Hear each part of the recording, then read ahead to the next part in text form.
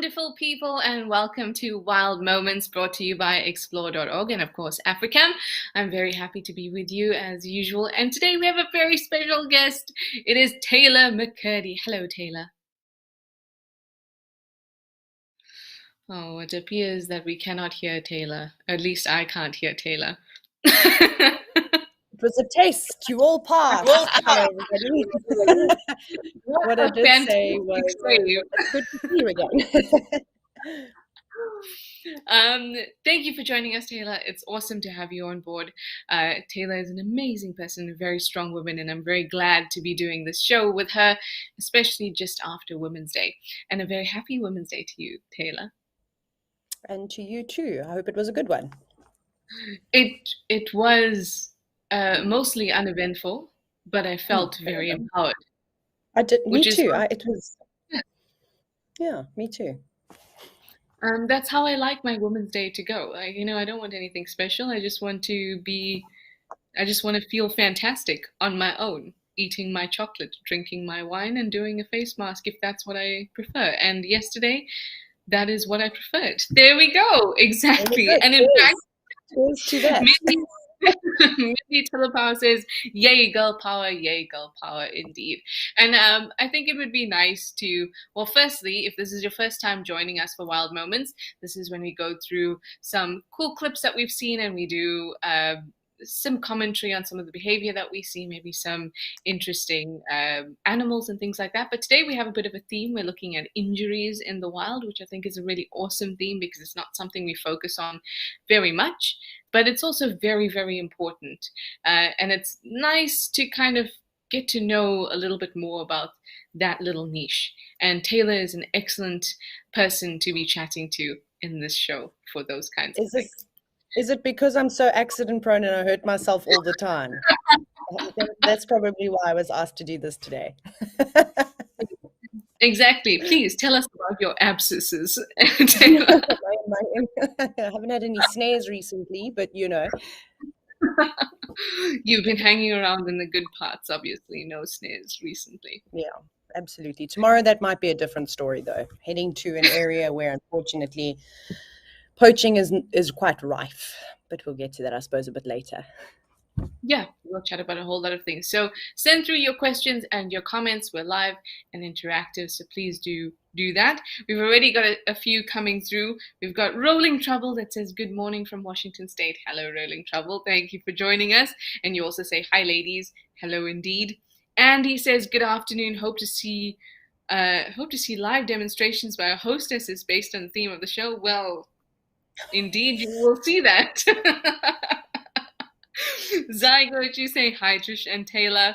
Bob from Kalamazoo, hi Bob, you say good day, ladies. And Karu, oh, you've decided to join us again. I remember last show you were like, finally we can join again. Thank you for joining us. You say hi, Taylor and Trishala. Hello, everybody. So let us jump into the first clip. So the first one we're going to be looking at is from the Oldonyo cam. And it's an eland that we saw recently that had a kind of strange injury. So we're going to try and see if we can figure out what it is. Okay. I don't see it. We were both looking at the first eland. No. Oh my goodness.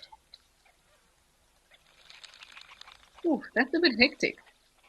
Yeah, it looks like there's actually 2 points of like an open wound. One sort of slightly higher up on the shoulder, and then one a little bit further back. That's very unpleasant.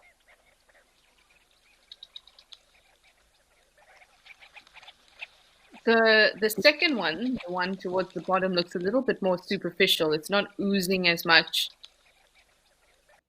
And definitely not as bloody, but I agree with you that there are 2 wounds. The first one is really, and it's obviously very inflamed. I'm sure there've been ox peckers or something pecking around at that have definitely opened up that wound. It's hard to see if there's any pus or anything. But, I mean, Trish, you're the biologist here. I'm just a plain old safari guide that's accident prone and owns pets that like to hurt themselves. But I would go ahead and say that's an abscess. So I would say given the so there's two things that I think are happening here. One is that if we can go and have a look at that at the injury again, there's obviously 2 points of contact. Now the problem is the second one we can't see very well, but I agree with you, Taylor, that there's definitely something there. In which case the distance looks all right for a set of horns. Hmm. But the thing with an abscess or any type of infection that it could get is it doesn't matter if it was made by horns or a bush or whatever else, the abscess forms as a bacterial infection. So I think what we're seeing is the result of an injury from a set of horns, but the second one that is oozing and bleeding might be an abscess, like you say. Yeah. That's my. I I completely agree. I think obviously one's got slightly more infected than the other, and that's very unfortunate. If you've ever left a thorn in your foot for too long and it doesn't push out for itself, and you fiddle around with a needle, which you obviously shouldn't do, just go see a doctor. But we all know what humans are like, including myself. And then, yeah, I've had a few acacia thorns stuck in my leg before, and then abscesses have formed in a result, which is not particularly pleasant. But like you say, I mean, well, Irland, in fact, they are notorious for fighting. You've been to Karicha quite a bit, and Yeah. I don't know if did you see an Irland fight there? Because I've seen some Yes, it horrific is. ones when I was guiding down that side. So they do like to butt heads quite a bit. Very unfortunate. It's not like they have thin horns either. They're rather thick. Exactly.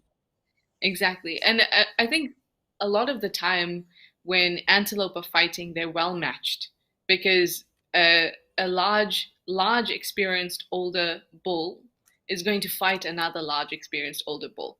Mm. And if a younger bull comes along, he's not as big or anything like that, the display is going to be enough to separate them. So when we actually see a proper fight, it's because these two bulls are serious about finding out who's more dominant. It's not just willy nilly. And we don't see that very often because usually it's sorted out by the display. Yeah. But ultimately, when it comes down to it, they can cause serious injury. And I think this is what we're seeing right here with this eland. What do you think? Chances of healing? Um, I think that it will heal. Um, Gosh, what a question, Taylor. I'm sitting with my notebook. I'm going to jot down everything you say. I think it will heal. I think it will heal because of its placement on the animal's body. It's not an area that would be otherwise touched too much. It's not as if it's near the face where you're going to get food and thorns or anything like that near it, or get wet into water that could possibly have more bacteria. So I think that it being on that like shoulder area almost is probably a good thing. And I think that the chances of it healing would be quite high. Um, that being said, though, it all depends on what type of infection it's got in that wound. Yeah. Yeah, I completely agree. I've quite often, I mean, we do see abscesses on animals quite a bit, but even abscesses in an unfortunate place like in the hoof. So a lot of these cloven hoofed animals. So I'll just talk about horses for an example, or even cows. It's quite a common thing to actually just get an abscess within the hoof itself, but just underneath, not on top. Well, you can sometimes get it, up around on top, but normally it's underneath, and they'll often burst on their own. And then you think, gosh, that's a foot trampling down on dirt all day long, and there's a lot of weight put on it. Obviously, they'll try and alleviate it, and they normally heal really well. So that's something that we must always remember about wildlife is how resistant they are to infections, more so than us. And for the most part, they'll be okay. Obviously, there's a higher risk of predation because the adrenaline's going to kick in if that eland does need to escape for something. And Old Donyo, being an amboseli, is filled with lots of predators. So that will probably be that eland's highest risk sort of factor is just staying away from the Yeah. lions or the big clans of hyena. Yeah, exactly. Spot on. Absolutely. And the thing is that so many animals, you look at them and you think, oh, that's a death sentence. But in fact, they are so resilient that they manage to come back from these things. And often, because they're wild animals, we can't keep tabs on them constantly. We can't constantly dart Mm. them and take data from them to figure out what's going on. And before you know it, oh, that's the same eland I saw. And now it's fine. So you kind of never know. And I'm always inclined to think the best of their situation because more often than not, they come out pretty fine. Absolutely, I concur. Zygote. This is just a offhanded comment to you, Taylor.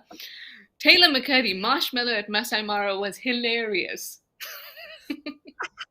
Do you know, I haven't been stuck in the mud for ages. Yeah, it's been such a long time. I've forgotten how. I've helped a lot of other people last year when I was in the Mara quite a bit on private safaris get out of the mud, which was really entertaining for my guest. She like thought it was the best thing ever. And it's actually quite simple to get out of the mud. But the story that everybody is obviously talking about, I was not going anywhere. And when the vehicles sit on the sump or the chassis, you can forget it unless you are willing to jack the car up and pile boulders underneath it. But otherwise, you're not going to win, and that would take far too long. Exactly. You might as well just take your chances, Yeah. right? Just sit back and enjoy the view while you wait. um, ooh, CUL8RM8. What a name. You say good morning from New York City, and good morning to you. We say hello, ladies, from Alison in Liverpool, UK. And then Rolling Trouble says, ouch, ouch, indeed. It does look a little bit painful. Karu, you said maybe a lion did that. I don't think a Mm. lion did that. If we had a look, and we can have a look at the wound again, just the moment where we get to see both the wounds, you can actually see it's quite round. And for a lion to do something like that would take a lot of unnecessary effort to make a very precise round wound like that. So we're going to zoom in just now.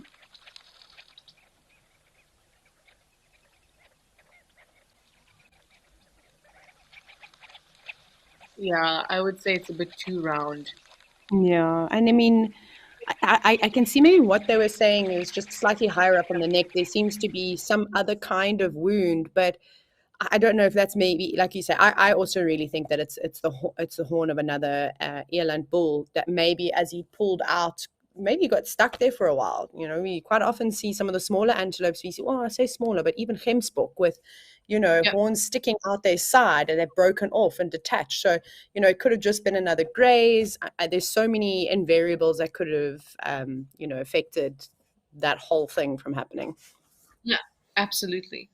Zygo, thank you for this. You say that the second wound is as bad as the first because you watched it live. Um, Oh, wow. that's, yeah, that's unfortunate, but also quite interesting. So, but also makes sense if both horns were to. It wouldn't make sense that one horn went in, but the other just chilled there. So, I think, yeah, I think perhaps it is horns. I mean, obviously, if we could measure the distance properly, we'd be able to say. But I think that both Taylor and I are at the conclusion that it's probably horns from another antelope, and then subsequent infection. Do we know when we saw this? I know this was from this week, so it doesn't matter. Actually, we'll just keep tabs. I'm sure you guys will be able to very easily identify the sea lion. Mindy Tillapau, you would like to know, do you guys think animals in general have a higher tolerance for pain than humans, or perhaps they just perceive pain differently? Minnie, this is a really interesting question, and I think that I'm going to get back to it just as soon as we play the next clip. So let's go ahead and have a look at an injured leopard from a while back at Rosie's Pan.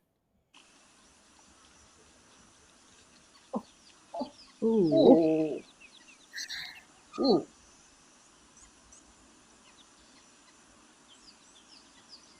ooh.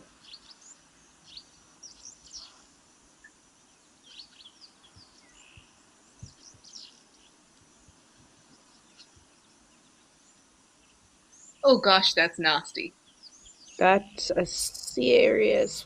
Wow, goodness gracious! How's that? The skin has just been stripped away completely from the flesh. At least it's a clean wound. Exactly. And at least it doesn't seem to have hit that muscle at all. No. Don't you find that we quite often see that? I'm just trying to think what Yeah. I've been doing a lot Yes. of community service work, and I sadly a couple of weeks ago I was in one of the communities, and there was a dog fight, and one dog grabbed another dog. Thankfully, all was okay. We managed to separate the two, and something very similar to that sort of happened. Obviously, that's not a bite wound, but the bite wound where the dog bit and ripped, and it just separated the skin from the muscle, but didn't touch anything else. Couple of stitches, and the dog was good and ready to carry on. So that leopard is very lucky. That could have been a lot Yeah. worse. But like you said, Taylor, I've seen wounds like this often, not only on predators, but Hmm. on antelope as well. Um, and I wonder if it has a lot to do with the connective tissue between skin and muscle, which I suppose would allow for the pulling of skin more easily than the damaging of muscle. Hmm. Ooh, but it Yes, looks so that's awful. yeah, it doesn't look very nice at all. It's kind of tough to say what could do something like that because it really does look like a slice. And if any of Yeah. you have ever had a close look at a warthog skull before, and you have with the tusks that are still intact, you'll notice that obviously the top set of tusks are quite round and curved, and then the bottom sets of tusks come straight out from the mouth essentially, but straight forward. They don't curve at all, and they rub up against the other set of tusks, and they become like steak knives. It's quite something. And Mm. every time I've ever seen leopards hunting warthogs and there is some kind of mistake, whether they catch the warthog or they don't catch it, and I'll use a famous leopard as an example. His name was Mvula, where we watched him, and he had an altercation with a warthog and had a very similar wound, except for the fact that there wasn't a big flap of skin, so it kind of nicked him on the chest as the warthog came out of the burrow, but left quite a big gash. And then you could see how once again the skin had sort of separated from the muscle, but it was just a clean safe. Very lucky to actually have a wound like that. I'm not sure. Do you think a horn from an antelope could do something like that? I don't think so. I would agree that it would be a warthog tusk because those, like you said, those warthog bottom tusks are articulating on the top teeth, so they're constantly being sharpened. And the ends of an antelope horn are not that sharp. They are No. pointed, but they're not sharpened. And this looks Yeah. like a clean cut. And also Mm. the weight of, so it's not as if the warthog, pushes its tusk in and then pulls the skin. But if there's a little bit of a flap, and I'm sure some of you who pull some sort of skin off of your body, we all do it at some You'll time. do it.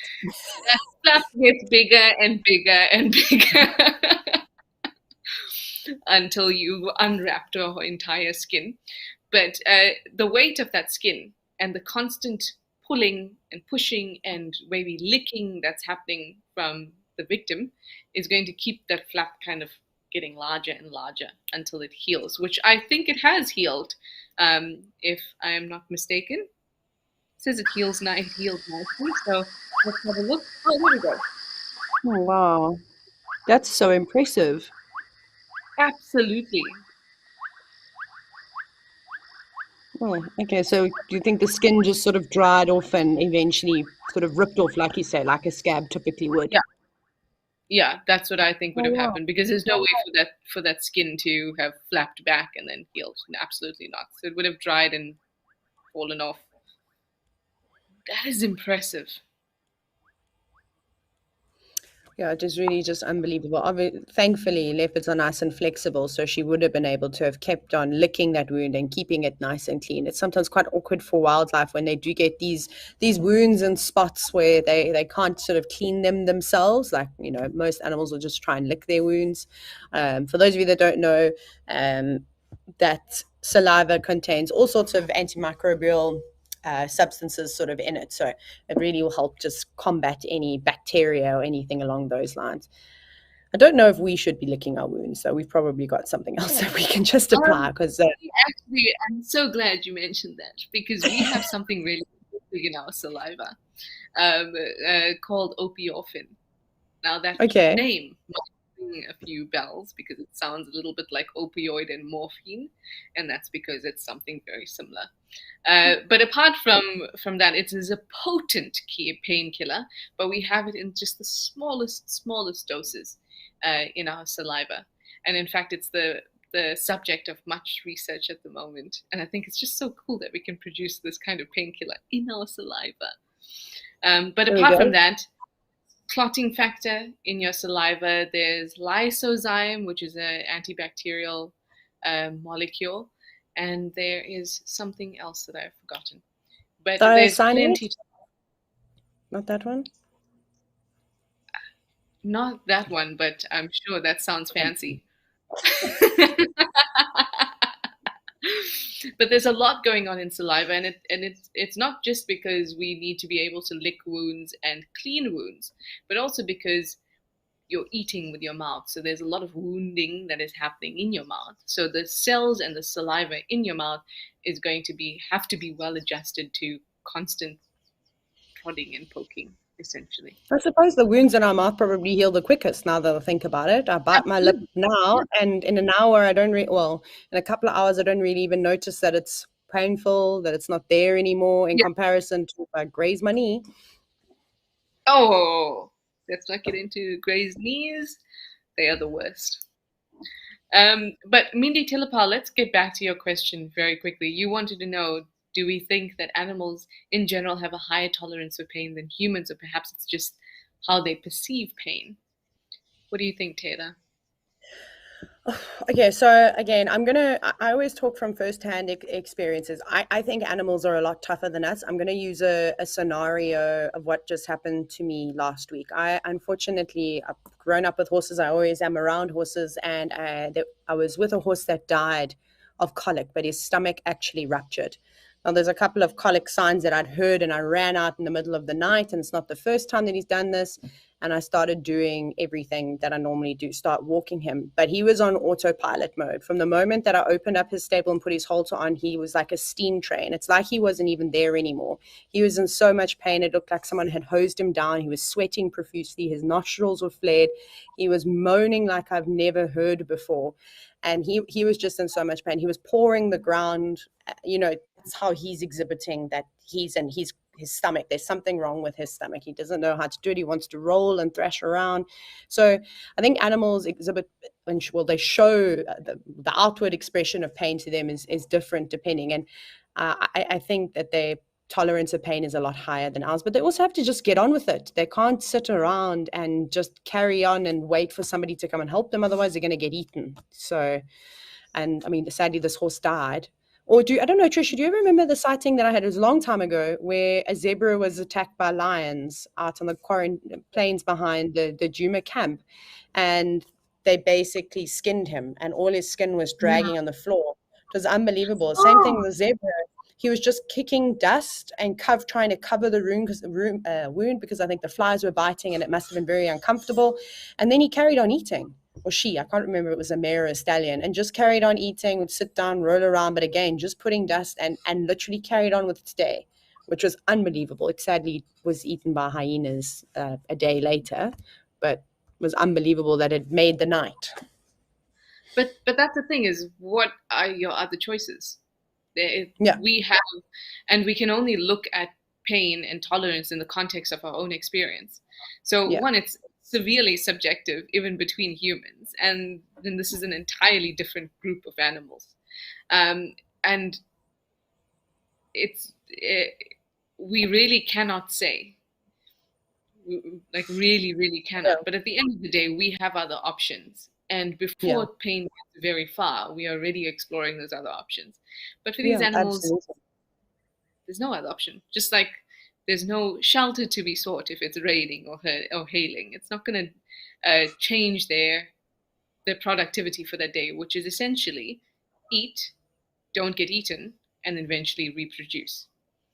So there aren't any other options. And I think that kind of lifestyle, not having other options, makes animals more tolerant to pain. Mm-hmm. Or perhaps it just makes us less tolerant to pain. Because at one point that would have been us too. Yeah, exactly. You think about it, like if I were to bang my head on the table, I'm probably going to go, ow.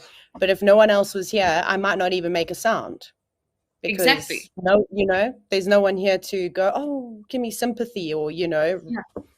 kind of thing. Yeah. So And the worst that's going to happen is you're going to feel sorry for yourself for a little bit and then exactly. carry on. Exactly. And then I'm probably going to bang my head again because I'm a bit silly sometimes. So. Which is why we invited you to this show. Thank you. TW Gardenia, you say you saw that poor leopard. Yeah, it does look pretty bad. Gail agrees. Gail says, ouch, that looks painful. Yes. And then Bob from Kalamazoo says she healed up nicely. She certainly did. Karu, you say, I guess that leopard would possibly have become prey for another predator. Um, that would have been a possibility, but I don't think it would have been very easy. One, leopards are arboreal, so they can get up into the trees quite easily. And second, most predators will kill other predators as a means to eliminate competition as opposed to food, especially unless it is some desperate circumstance. So I think she would have gotten away even if she was badly injured, at least to be up in the trees. But then again, there's always exceptions to that, and if there's a desperate animal around, they will certainly eat a leopard. Um, two more, and then we can move on to the next clip. We have Gail. You say, thinking this might not be the. I should probably read these before I actually say them out loud. But Gail, you say, thinking this might not be the correct live show to watch while eating breakfast. Well, Gail, Not today. are you not enjoying our conversation about abscesses and skin flaps, Yeah. I etc.? was just about to show you something on my elbow. No, I'm just teasing. I'm teasing. There's nothing on my elbow either. Sorry about that, Gail. We do hope that you'll be able to continue with your breakfast happily. Katiza, you say you've seen this female leopard many times since this has happened and the wound has completely healed, but her spots are a bit off center. Yeah, I would assume that would happen because it would all have to grow back. So for one, the skin would have to grow back, and then the hair follicles will have to grow back, and then all those pigment producing cells like the melanocytes will all have to grow back, and then they have no gauge of the spots that were around them because they're brand new, these cells. So it would be a little bit off. The same, I'm sure you've seen, Taylor, with zebras who have had injuries. The stripes are a little It's bit like off. you just don't align anymore. Yeah. Good, Exactly. easy way to identify her. Exactly. Very easy. All right. We have chatted so much, but let us go over to our last clip and have a look at an elephant who has a kind of wound, which I think will be very interesting. Hi, Tucker. Thank you for Sorry, joining us. yeah, being a busybody.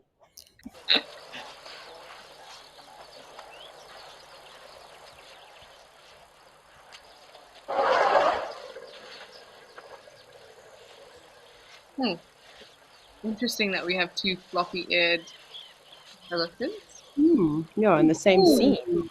Oh, wow. Yes, that's what we're looking at. Okay. Ooh. Hey, nah.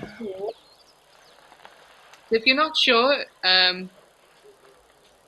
okay, so I was looking between the legs. This was not what I was looking at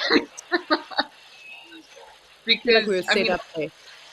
yeah, I also think so.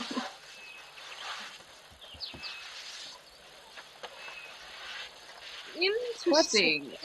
yeah, quite swollen, but does it look? Oh, okay. That's an interesting angle. Yeah, because now that looks a little bit more bony. Is it like right on where the pelvis is? Yeah, Oh but look at her. no. She's got a prolapsed vagina as well. Or at least it looks like it. Yeah, I can't. I've never seen anything like this before. Not on a female. Oh my goodness, that can't be very comfortable.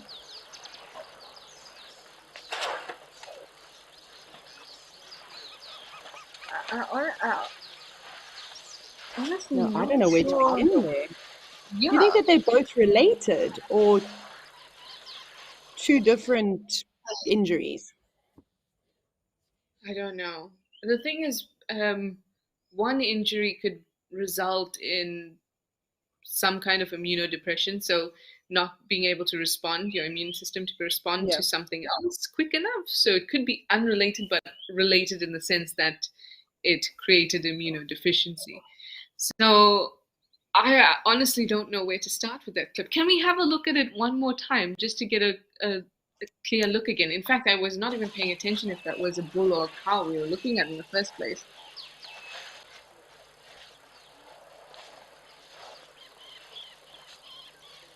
Oh, that's so painful.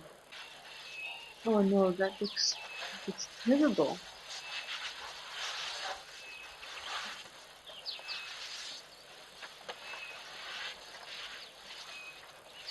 I mean, I know that elephants do get um, a herpes virus, but I've never seen it on the body. I've seen it on the trunk. Okay, I haven't ever seen it before.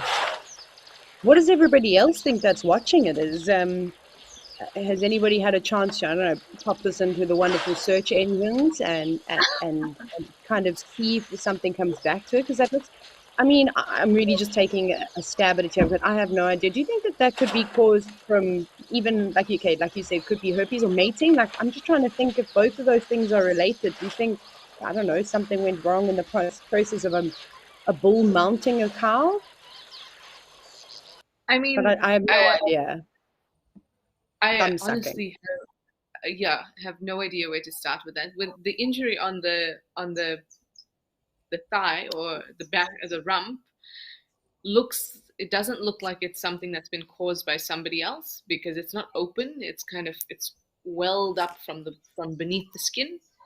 But that prolapse, I've seen that before. But I have no idea how it could have happened. I mean, essentially, it's the collapsing of the muscles in that area, Yeah. but it looks very, very painful. Sorry, I'm being attacked by a fly. I'm going to grab it and pull its wings off very shortly. No, I'm joking. I won't do that. Um, That was a yeah, yeah. it's obviously quite difficult for us as guides, naturalists, biologists, and that type of thing. If it's not that something that you've specialized in, or if you've read about it, we can really only just surmise. But it would be quite interesting to hear a wildlife vet's opinion, maybe somebody that specializes in elephants, and yeah, like you said, maybe it is something like a herpes, or I do think your second answer is right there, though, with it being sort of a collapsing of the muscles or prolapse vagina. But I'm obviously going to do a lot of Googling after this to just kind of have a look, as I've never ever seen or heard of anything happening like that to elephants. But also, how much research have I really done on elephants? Obviously, not enough. Well, this is why you have your notebook, Taylor. Yes, so many. Look at the things. I always write stuff. That is excellent. That's a habit that I have as well. Anyway, guys, Sorry. we are already 3 minutes 3 minutes over, but it's always a pleasure to spend this time with you. Grumpy old man, you agree, prolapse, rolling trouble, you say, oh poor girl. Yeah, that does look quite painful. But like Taylor said, it would be really interesting to get a vet's opinion on that, and it's a really interesting thing to see and thing to learn from. So I hope that we'll get more info on it as we go. And of course, if you have any extra info, please send it in so we can all learn together. Anyone, anyway, excuse me. Thank you so much for joining us and for sending through your questions and your comments. This was a really cool episode to share with all of you and, of course, to share with Taylor. So thank you all, and we'll see you again soon. Bye for now. Cheers.